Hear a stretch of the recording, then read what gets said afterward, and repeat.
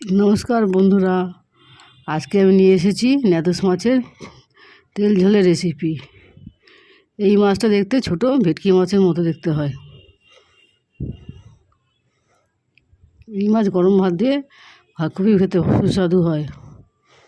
প্রথমে মাছগুলোকে কেটে ধুয়ে রেখেছি, পরিষ্কার করে রেখেছি। এবার নুন হলুদ দিয়ে মাখিয়ে রাখবো। এদিকে কড়াইতে তেল বসিয়ে দেবো, নুন হলুদ মাখাতে মাখাতে।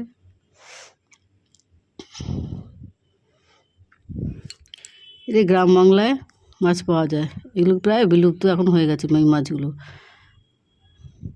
সহজে এইগুলো মাছগুলো খুঁজে পাওয়া যায় না।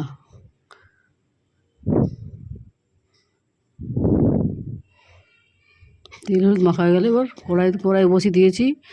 তেল গরম হলে মাছগুলোকে ভেজে নেব। একটু কড়া করে ভাজতে হয় মাছগুলো। এই মাছে বেশি কাটা হয় না, অল্প কাটা থাকে, প্রায় নেই বললেই চলে।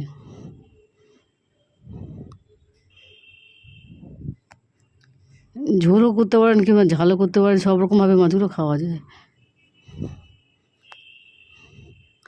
ঝোল করলে বেশি স্বাদ হয়, বেশি ধনেপাতা দিয়ে, কাঁচা লঙ্কা দিয়ে, লঙ্কা দিয়ে সুস্বাদু লাগে। ঝাল করলে ভালো লাগে।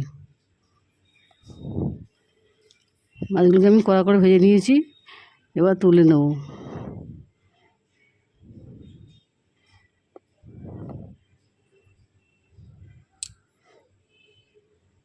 আগেকার দিনে মা ঠাকুমারা এর মাছ প্রায় রান্না করতো। জলা জায়গায় এই মাছগুলো পাওয়া যায়, পুকুরে।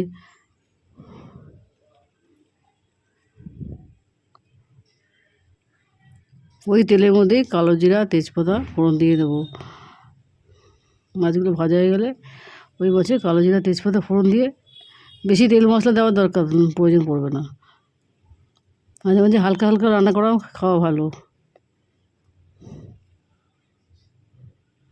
সবজিগুলো কেটে নিয়েছিলাম, বরবটি, আলু, বেগুন, সব সবজি কেটে নিয়েছিলাম, লম্বা লম্বা করে কেটে নিয়েছিলাম। দুখানা মতো পেঁয়াজ কেটে নিয়েছি। পেঁয়াজগুলোকে আগে ভাজতে দেবো।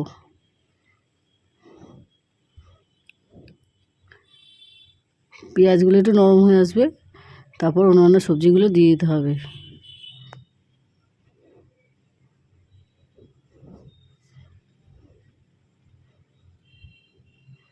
প্রতিদিন রান্না করলে তেল মশলা দিয়ে কম কম করে খাওয়াই ভালো।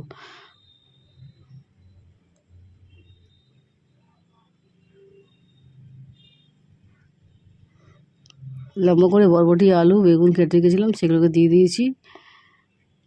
এবার ভালো মতো সবগুলো একসঙ্গে ভালো মতো ভাজবো, নেড়ে চেড়ে ভালো করে ভেজে নেবো।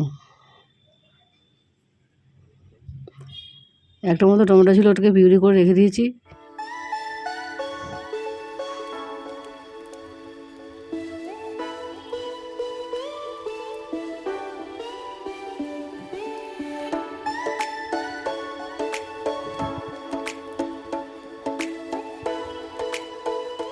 এবার ভাজা হয়ে গেলে এবার একটু হলুদ গুঁড়ো, লঙ্কা গুঁড়ো দিয়ে দিচ্ছি। শুকনো যেহেতু লঙ্কা গুঁড়ো শুকনো, একটু জলও দিয়ে দেবো, নাহলে কড়াইতে লেগে যেতে পারে। এর মধ্যে এবার কাঁচা লঙ্কাও দিয়ে দিতে পারেন। কাঁচা লঙ্কাটা আমি দিইনি, কাঁচা লঙ্কা দিয়ে দিতে পারেন, সেটা কাঁচা লঙ্কা।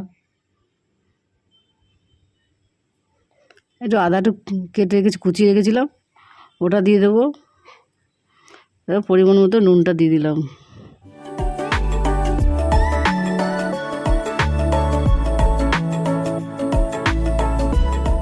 অত ধনে বাটা, জিরে বাটা অত মশলা না দিলেও চলবে। টাটকা মাছ হালকা ঝোল ঝোল রান্না করবেন, খেতেও সুস্বাদু হবে।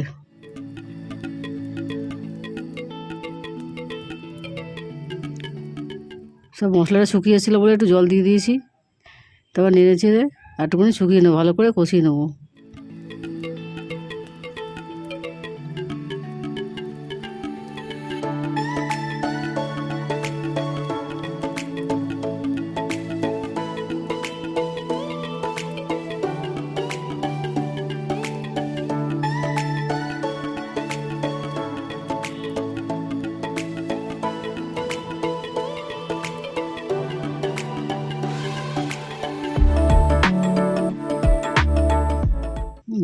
এসেছে।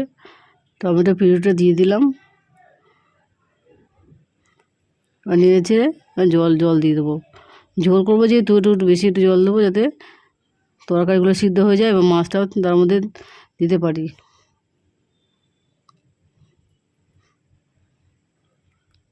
তরকারিগুলো যেন একটু জলেতে একটু ডুবে যায়, সেই পরিমাণ মতো জল দিয়েছি। এবার একটু ঢাকা দিয়ে একটু সিদ্ধ করতে দিতে হবে এগুলোকে।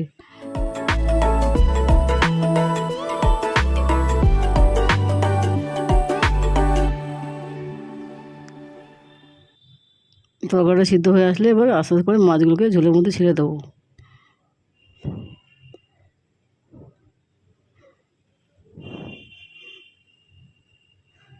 গরম ভাত দিয়ে এই মাছের ঝোল খাবেন, আর অন্য কিছু খাওয়ার দরকার লাগবে না।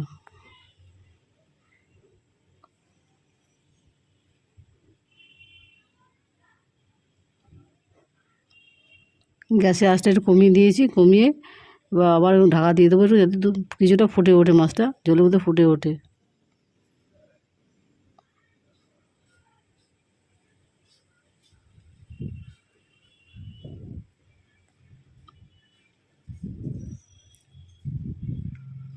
আমার পরিবারে যেহেতু সদস্য বেশি, সে বেশি করে মাছ রান্না করেছি। এবার ঢাকা দিয়ে একটু ফুটতে দেবো, যাতে মাছের মধ্যে ঝোলটা ঢুকে যায় ভালো মতো। এই মাছের ঝোল রেডি। রান্না পছন্দ হলে লাইক এবং সাবস্ক্রাইব করবেন। দারুণ স্বাদের ঢ্যাঁড়স মাছের রেসিপি।